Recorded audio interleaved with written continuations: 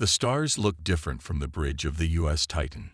Captain John Miller had noticed this change 10 years ago, right after the first alien ships appeared over Earth's colonies. Back then, the stars had seemed friendly, full of wonder. Now they felt cold and dangerous.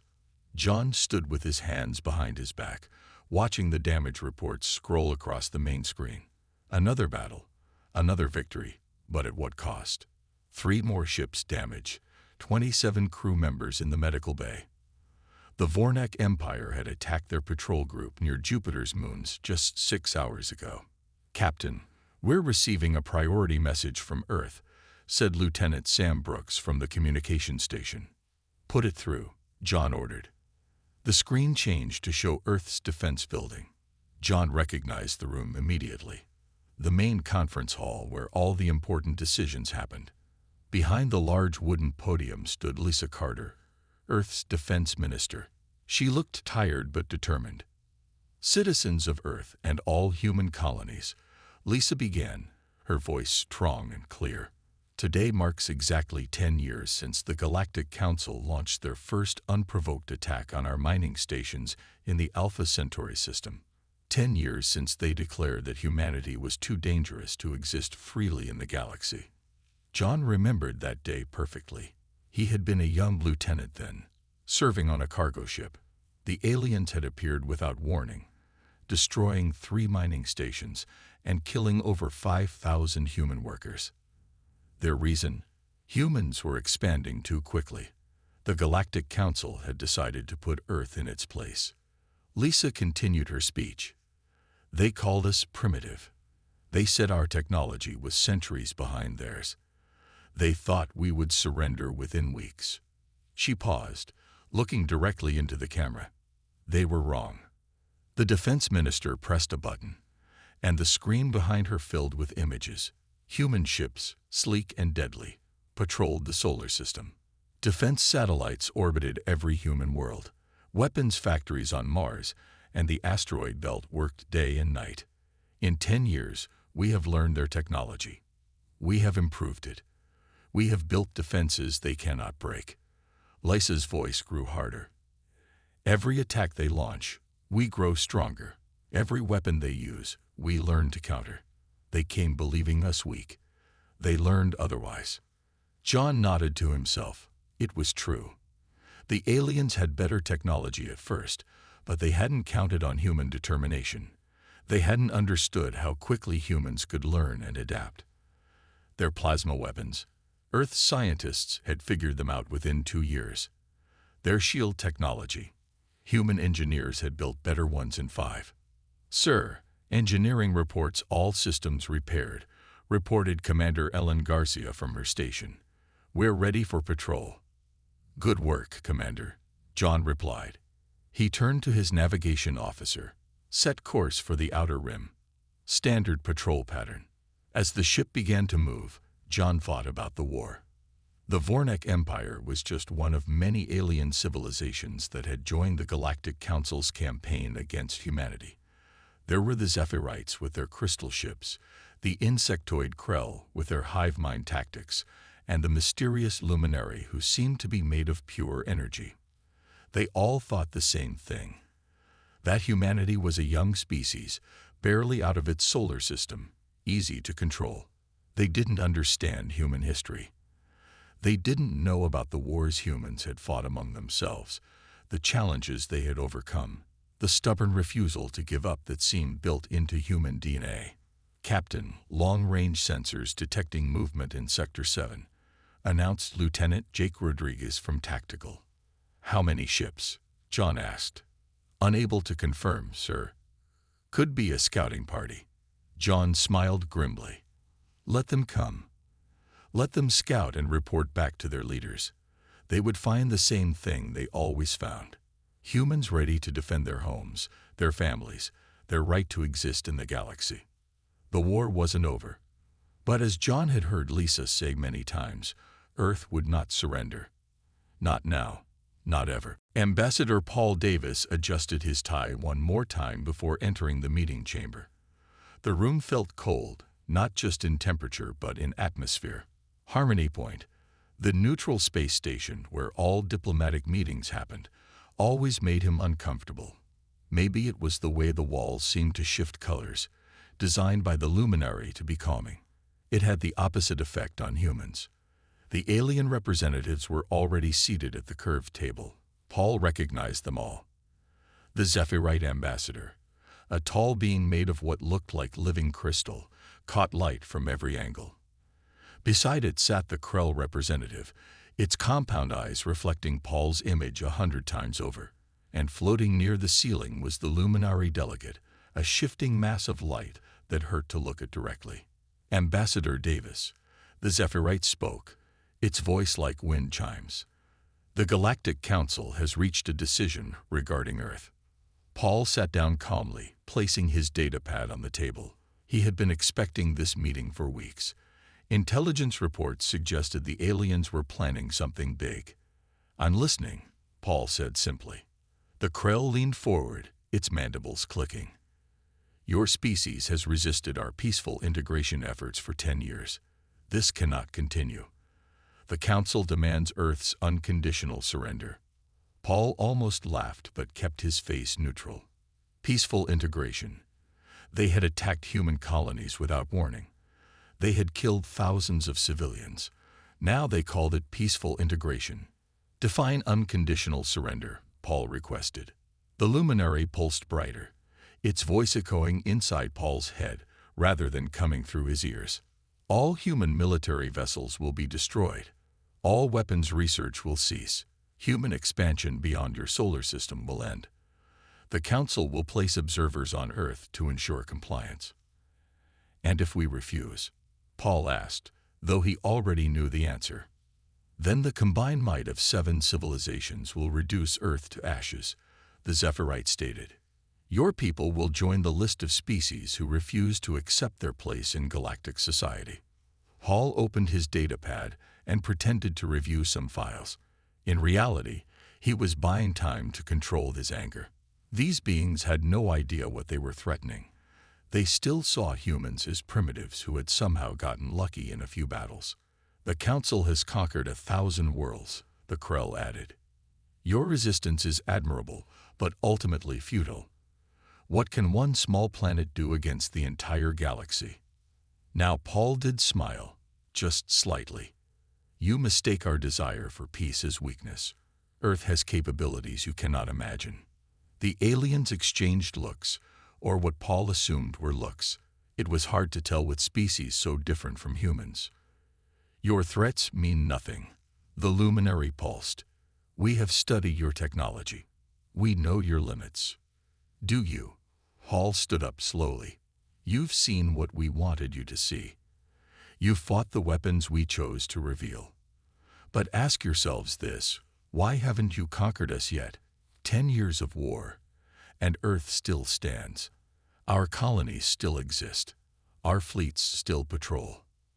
"Luck," the Zephyrite dismissed. "Nothing more." Paul shook his head. "Not luck. Restraint. We've been hoping for a peaceful solution. We've been holding back because we don't want to destroy entire civilizations, but our patience has limits." He transmitted a file to the alien representatives. "This is our counter-proposal. Immediate ceasefire. Return to pre-war borders. No interference in human expansion to uninhabited systems. Take it back to your council." The Krell's antennae twitched in what Paul knew was amusement. "You dare make demands? You have no position to negotiate from." "Don't we?" Paul gathered his things. "Read the proposal. Share it with your leaders. You have 72 hours to respond. After that, humanity will assume the Galactic Council has chosen war." He walked toward the door, then turned back. "One more thing. Your intelligence about our capabilities. It's 10 years out of date. I suggest you update it." The aliens watched him leave, confident in their superiority. They couldn't see the storm that was coming. The attack came exactly 72 hours later. Admiral Susan White stood in the command center of Luna Base, watching the tactical display fill with red dots. Hundreds of them. Maybe thousands. The combined fleets of 7 alien civilizations had arrived in Earth's solar system all at once. "Status report," Susan ordered, her voice calm despite the size of the enemy force. "Counting over 3,000 enemy vessels," Admiral reported Commander Bill Harris. "They're forming attack positions around Earth, Mars, and the asteroid colonies." Susan nodded. She had expected this. The aliens had rejected Earth's peace proposal without even discussing it. Their response was this massive show of force. "All defense stations report ready," announced Captain Kate Morgan from her console. "Should we launch the counterattack?" "Not yet," Susan replied. "Let them make the first move. I want the whole galaxy to see who the aggressors are." On the main screen, the alien fleet formed into perfect attack formations. The Vornak Empire's blade-shaped destroyers took point. Behind them, the crystal ships of the Zephirites glowed with charged weapons. The Krell's organic vessels pulsed with life, while the Luminary's energy constructs flickered in and out of normal space. "Incoming transmission from the Galactic Council Fleet Commander," Bill reported. "Put it through." A hologram appeared in the center of the room. The fleet commander was a Vornak, its reptilian features twisted in what Susan had learned was their version of a smile. "Admiral White," the alien spoke, "I am Supreme Commander Vex of the Galactic Council Forces. You have one final chance. Surrender now, and some of your people may survive as servants of the Council." Susan stepped forward, hands clasped behind her back. "Commander Vex, I have a question. Do you know what happened to the last species who demanded Earth's surrender?" The alien's smile faded. "Your defiance ends today, human. We will take your planet by force." "You're welcome to try," Susan said simply, then cut the transmission. She turned to her staff. "Initialize Project Prometheus. Dr. Park, are you ready?" On a secondary screen, Dr. Kevin Park appeared from his underground laboratory on Earth. "Quantum weapon systems online, Admiral. The reality anchors are stable. We can activate on your command." Susan took a deep breath. For 10 years, Earth scientists had worked in secret. While the aliens saw only conventional weapons and standard defenses, humanity had been developing something entirely different. They had cracked the code of quantum mechanics, learned to manipulate the very fabric of space and time. "Admiral, enemy weapons are charging," Captain Morgan warned. "They're targeting major population centers. All personnel, this is Admiral White," Susan announced over the base-wide communication system. "Activate quantum shields. Repeat, activate quantum shields." Around Earth, Mars, and every human colony, invisible shields shimmered into existence. But these weren't normal energy barriers. These shields existed in multiple dimensions simultaneously, making them impossible to breach with conventional weapons. "Enemy fleet is firing," Bill shouted. The main screen lit up with thousands of energy beams, plasma bursts, and antimatter torpedoes. They all streaked toward Earth, carrying enough firepower to crack the planet's crust. Susan watched calmly as the weapons approached the quantum shield. Then something impossible happened. The alien weapons passed right through the shield, as if it wasn't there. But instead of hitting Earth, they simply vanished, phased into another dimension where they could do no harm. "What?" Commander Vex's voice crackled through the communication system. He had reopened the channel. "What kind of technology is this?" Susan smiled for the first time. "The kind you said we weren't capable of developing." "Dr. Park, show them Phase 2. "With pleasure, Admiral," Kevin replied from his lab. The space around the alien fleet began to ripple. Reality itself seemed to bend and twist. Several Vornak ships found themselves suddenly inside out. Krell vessels aged 1,000 years in seconds. Zephyrite crystal ships turned into powder. "Impossible," Vex screamed. "This violates every law of physics." "No," Susan corrected. "It follows laws of physics you haven't discovered yet. Stand down, Commander. This is your only warning." But she knew they wouldn't.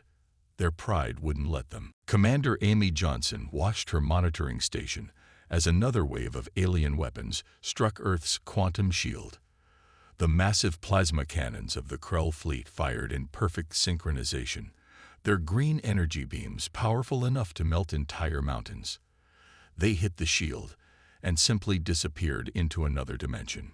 Shield integrity holding at 100%, Amy reported to Admiral White. They still don't understand what they're dealing with. The alien fleet had been attacking for 3 hours now.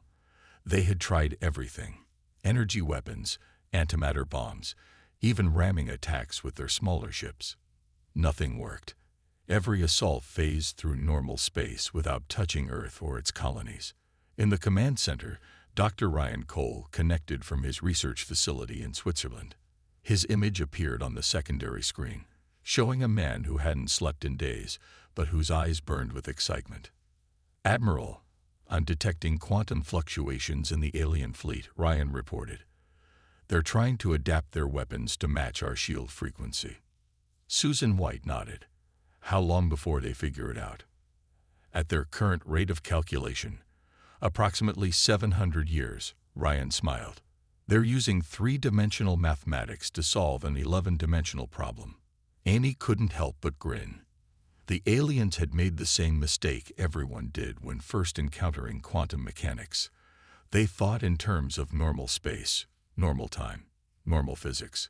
But the quantum realm didn't follow those rules. "Incoming transmission from the Zephyrite command ship," someone announced. "Put it through," Susan ordered.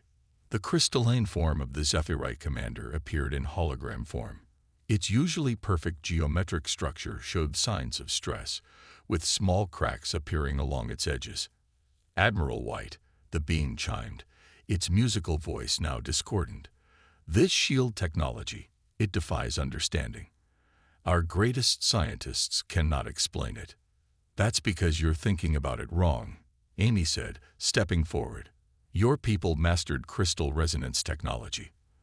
The Krell perfected biological computing. The luminary learned to exist as pure energy. But you all missed the fundamental truth of reality." "And what truth is that?" the Zephyrite demanded. Dr. Cole answered from his screen. "That reality itself is flexible. That the universe exists in multiple states simultaneously. That what you call impossible is simply a matter of perspective." Amy pulled up a display showing the quantum shield structure. "Our shield doesn't block your weapons. It doesn't absorb them or deflect them.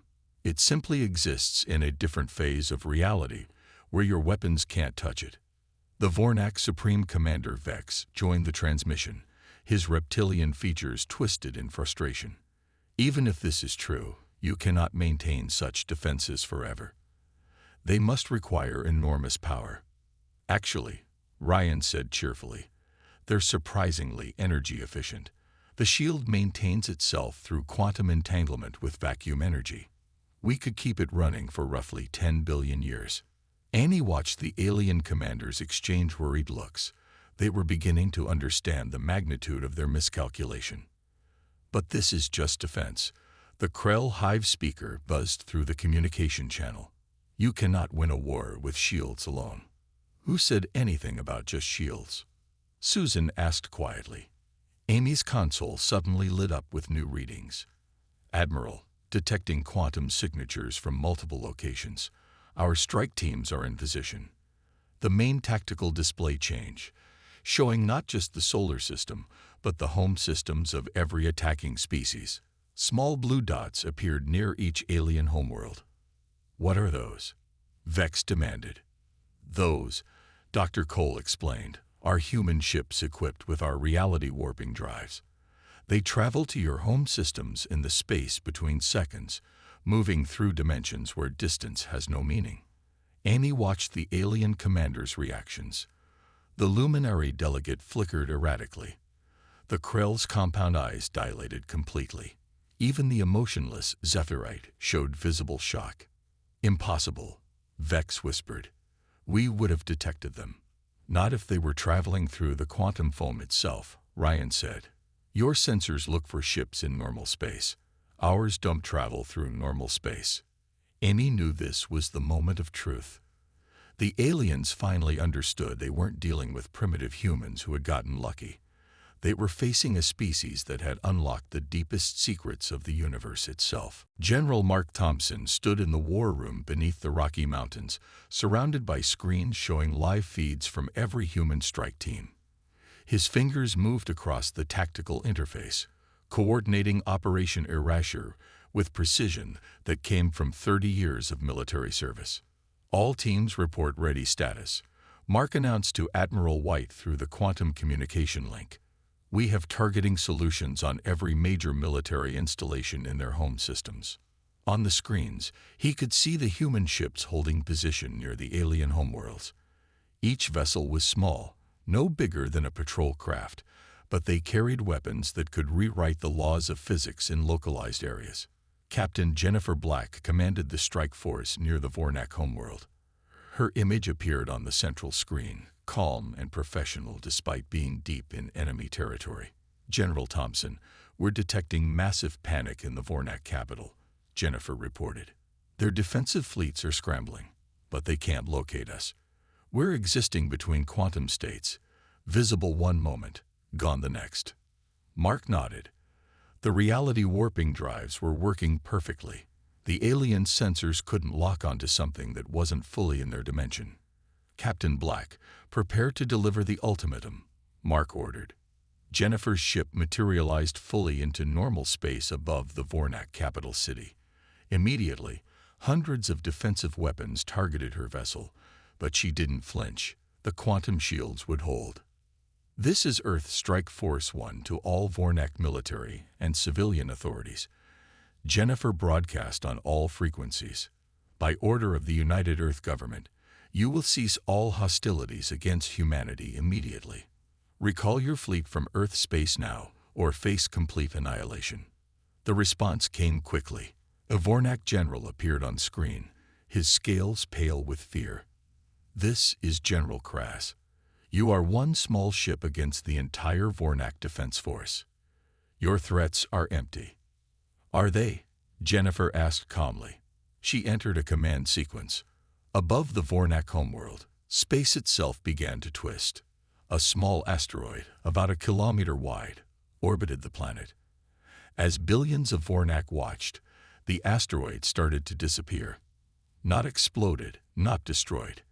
It simply ceased to exist. Piece by piece, atom by atom, it was erased from reality. The process took exactly 30 seconds. Where the asteroid had been, nothing remained. No debris, no dust, not even the gravitational effects it once had. It was as if it had never existed at all. That was a demonstration, Jennifer continued. Our weapons can delete matter from existence at the quantum level. Your shields, your armor, your weapons, none of them can stop this process. Stand down now. Mark watched similar scenes play out across the galaxy. Captain Eric Davis demonstrated the Erasure weapon on an uninhabited moon in the Krell system. Lieutenant Maria Santos deleted a derelict space station near the Zephyrite colonies. Each demonstration was precise, controlled, and absolutely terrifying to the aliens watching. The quantum communication network buzzed with incoming messages from the alien leadership. Fear had replaced arrogance in their voices. General Thompson. Admiral White's voice came through his earpiece. The Galactic Council is requesting immediate ceasefire negotiations. They want to know our terms. Mark allowed himself a small smile. Tell them our terms are simple. Complete withdrawal from human space, recognition of Earth's sovereignty, and a formal apology for the unprovoked attacks on our colonies. He switched his display to show Earth, where the alien fleet still hovered in confusion. Their weapons had stopped firing, their commanders paralyzed by the demonstrations they were witnessing from their home systems. Sir, should we stand down the strike teams? Asked Colonel Linda Park from her station. Negative, Mark replied. They stay in position until we have a signed treaty. The aliens need to understand that this isn't a negotiation anymore. It's an ultimatum. Through the quantum link, he could hear the alien commanders arguing among themselves. Some wanted to continue fighting, unable to accept that humanity had surpassed them. Others recognize the futility of resistance against weapons that could erase entire planets. Mark knew which side would win that argument. Survival instinct was universal, even among aliens. Dr. Helen Rodriguez stood in Earth's primary broadcasting center, making final adjustments to the quantum transmission array. In less than an hour, she would help deliver humanity's message to every corner of the galaxy. Every screen, every neural interface, every communication device would receive the signal simultaneously. Quantum resonance at optimal levels, reported her assistant, Dr. James Chen, will be able to reach even the most distant colonies. Helen nodded, checking the calculations one more time. This broadcast would use the same quantum technology that powered their weapons and shields, but for communication instead of destruction. No force in the galaxy could block or jam the signal. In the main conference room, President Daniel Foster reviewed his speech with his advisors. The words had to be perfect. This wasn't just a message to the current enemies of Earth. It was a declaration to every civilization that might threaten humanity in the future. Mr. President, his chief advisor, Sarah Kim, entered the room. The alien delegations have arrived at Harmony Point. They're ready to sign the ceasefire agreement. Daniel stood, straightening his suit, and their response to our demonstration. Complete capitulation, Sarah replied. The Vornak Empire officially surrendered 20 minutes ago. The Krell Collective and Zephyrite Congregation followed shortly after. Even the Luminary have agreed to our terms. Through the window, Daniel could see Earth's blue oceans and white clouds. His planet had survived the greatest threat in human history. Now came the harder task, ensuring it never happened again. In the Vornak system, Captain Jennifer Black maintained her position above their homeworld. The erasure of the asteroid had shaken their entire civilization. Military commanders who had spent centuries conquering other species now begged for mercy. Captain, her communications officer announced, "We're receiving confirmation. The Vornak fleet is withdrawing from Earth space." Jennifer watched her tactical display as hundreds of red dots began moving away from Earth. After 10 years of constant threat, the siege was finally lifting. Back on Earth, Helen received word that all systems were ready. She opened a channel to President Foster. "Mr. President, we're prepared for the galaxy-wide broadcast. The quantum transmitters are synchronized across all human colonies." Daniel Foster walked into the broadcast chamber. Unlike the grand halls where Earth's leaders usually spoke, this room was simple and functional. The message mattered more than the setting. "Citizens of the galaxy," Daniel began, looking directly into the camera.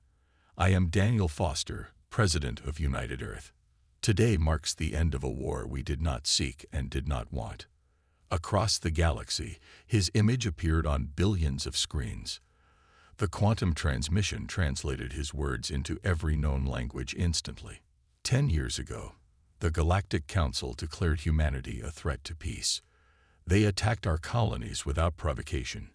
They demanded our surrender. They tried to limit our expansion and growth. Daniel paused, letting the words sink in. They failed. In homes, ships, and stations throughout known space, beings of every species watched and listened. Many had heard rumors of Earth's new weapons, but few believed them until now. "We developed defenses you cannot breach. We created weapons that can erase matter from existence itself. We learned to travel between dimensions, to manipulate reality at the quantum level. But here's what you need to understand. We did this in just 10 years. Helen watched the transmission quality from her station. Perfect clarity across thousands of light years. The quantum entanglement network was performing beyond their best estimates. Imagine what we could achieve in 20 years, or 50, or 100, Daniel continued. But we don't want to be conquerors. We don't seek to rule the galaxy. We simply want to exist in peace, to explore, to grow. The president's expression hardened slightly. But make no mistake, any future attack on humanity will be met with overwhelming force. Any attempt to limit our peaceful expansion will be considered an act of war. Any threat to human life will result in the complete erasure of the attacking civilization. He leaned forward slightly. This is not a threat. This is a promise. This is Earth's final warning. The galactic recording systems captured every moment of President Foster's historic broadcast. In the Zephyrite crystal cities, billions of geometric beings pulsed with fearful colors as the message played. Their leaders, who had once laughed at human threats, now sat in absolute silence. Inside the Krell hive chambers, the collective consciousness processed the information with growing alarm. Their biocomputers, the most advanced in the galaxy, tried to find flaws in Earth's quantum weapons. They found none. The hive queens issued immediate orders: never provoke humanity again. President Daniel Foster stood perfectly still as he delivered the final part of his message. Behind the cameras, his staff watched with mixed emotions: pride at humanity's strength, concern about the power they now wielded. "We know some of you still doubt our capabilities," Daniel continued, his voice steady and clear. "Therefore, we offer one final demonstration." He nodded to someone off-screen. In space, near the orbit of Neptune, sat a dead planetoid, a lifeless rock 50 kilometers in diameter, far from any shipping lanes or colonies. Humanity had moved it there specifically for this moment. Around the galaxy, every screen split to show the planetoid. Alien scientists frantically activated their sensors, desperate to understand what they were about to witness. A single human ship, no larger than a cargo transport, approached the planetoid. Captain Alex Turner commanded this vessel, chosen for his steady nerves and perfect record. Erasure system online. Alex reported to Earth Command. Targeting the planetoid. Beginning countdown. Daniel's voice continued over the images. "What you are about to see is our smallest erasure weapon. We have developed much larger versions. Watch carefully." The process began slowly. The planetoid's surface started to shimmer, as if covered by heat waves. Then, starting from one edge, it began to disappear. Not crumble, not explode, simply cease to exist. Layer by layer, kilometer by kilometer, matter was deleted from reality. In the luminary energy clusters, ancient beings who had existed since the birth of stars watched in horror. They understood energy and matter better than any species, yet this defied their comprehension. The Vornak military academies fell silent as their greatest strategic minds realized the implications. No bunker could hide from this. No shield could stop it. No weapon could counter it. "The process you're watching operates at the quantum level," Daniel explained as the planetoid continued to vanish. "It removes the probability of matter's existence. The atoms don't go anywhere. They simply stop having ever been." 3 minutes passed. Where the 50-kilometer planetoid had been, nothing remained. Not even the tiny gravitational effect it once had. Space itself seemed cleaner, as if the rock had been a mistake now corrected. "This demonstration used our smallest weapon," Daniel said, his image returning to full screen. "We can erase moons, planets, even stars if necessary. The power source is quantum vacuum energy, infinite and eternal. The only limit is our willingness to use it." Across the galaxy, emergency sessions convened. The Galactic Council, once proud and dismissive of humanity, now scrambled to draft new laws recognizing Earth's sovereignty. Military commanders updated their training. Avoid human space at all costs. "But we prefer creation to destruction," Daniel's tone softened slightly. "We offer trade, cultural exchange, and peaceful cooperation to any who approach us with respect. Our technologies could benefit the entire galaxy if we're treated as equals, not as subjects." He looked directly into the camera one last time. "Remember this day. Remember that humanity chose mercy when we could have chosen vengeance. Remember that we revealed these weapons not to conquer, but to prevent future conflicts. And remember our warning. Attack us again, and entire civilizations will be erased." The broadcast ended with an image of Earth, blue and beautiful against the stars. But now that beauty carried a different meaning. It was not the image of a young, vulnerable world. It was the home of the galaxy's newest superpower. In command centers and capitals across known space, one order spread faster than light: leave humanity alone. 5 years had passed since Earth's final warning echoed through the galaxy. Ambassador Maria Gonzalez walked through the halls of the new Galactic Unity Station, a massive structure built where Harmony Point once stood. Unlike the old station, this one welcomed humans as equal partners, not as subjects to be controlled. She entered the main council chamber where representatives from dozens of species waited. The Zephyrite ambassador sparkled with respectful greeting colors. The Krell delegates' antennae dipped in acknowledgement. Even the luminary entity pulsed with what Maria had learned was their version of a smile. Ambassador Gonzalez, the council chairman, a reformed Vornak named Drex, rose from his seat. "We're honored by your presence." Maria took her place at the council table, no longer an outsider begging for peace, but a respected voice for humanity. The quantum communicator on her wrist connected her directly to Earth, where President Foster and the Defense Council monitored the meeting. "Today marks the 5th anniversary of the peace accords," Drex continued. "Thanks to Earth's guidance, we've had no major conflicts in the galaxy." Maria nodded. The threat of erasure weapons had done more than end a war. It had changed how civilizations interacted. Knowing that aggression could lead to complete annihilation, species have found better ways to resolve disputes. Above Earth's orbit, Admiral John Miller, promoted after his service in the war, commanded the U.S. Harmony. His crew was no longer purely human. Vornak engineers worked alongside Earth technicians. Krell scientists collaborated with human researchers. The ship itself combined the best technologies from multiple species. "Captain, we're approaching the frontier zone," reported Lieutenant Nena Vasquez, his new second-in-command. John looked at the tactical display. They were patrolling the edges of known space, where new civilizations might be discovered. Earth had taken on the role of guardian, ensuring that first contact situations didn't repeat the mistakes of the past. "Any signs of activity?" John asked.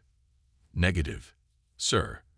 But our quantum sensors are picking up some interesting readings from that nebula." In her laboratory on Mars, Dr. Helen Rodriguez worked with a mixed team of scientists. The erasure weapons remained Earth's most closely guarded secret, but other quantum technologies were being shared carefully. Medical advances that could cure diseases thought impossible. Energy systems that could power entire worlds cleanly. Transportation methods that shrank the vast distances between stars. "The quantum healing field is stabilizing," reported Dr. Zek, a Zephyrite who had become Helen's closest collaborator. "We should be able to test it on the Krell plague victims soon." Helen smiled. This was what she had always hoped for, using their advanced knowledge to help rather than harm. The weapons existed, silent guardians ensuring peace, but the real victory was in what they were building together. Back at the council meeting, Maria addressed the assembled representatives. "Earth proposes expanding the exploration initiative. We've identified 12 sectors that may contain intelligent life. We suggest joint expeditions, with all species contributing." "And if we encounter hostile civilizations?" asked the Luminary delegate. "Then we offer them the same choice you were given," Maria replied simply. "Peace and cooperation, or—" She didn't need to finish. Everyone knew the alternative. President Daniel Foster watched the council session from his office on Earth. The blue planet spun peacefully below, no longer under threat. The quantum defense grid remained active. The erasure weapons stayed ready, but they hadn't been used since the demonstration 5 years ago. "Mr. President," his aide entered. "The colony ship Horizon reports successful establishment of the New Eden settlement. First human Vornak joint colony is officially operational." Daniel smiled. "Excellent. Make sure Ambassador Gonzalez mentions it in her report." In the depths of space, the erasure weapons platforms drifted silently. Automated systems maintained their vigil, ready to activate if Earth was threatened. They were monuments to human ingenuity and determination, but more importantly, they were guarantees of peace. The galaxy had learned its lesson. Earth's final warning would echo through generations, ensuring that never again would anyone mistake humanity's desire for peace as weakness.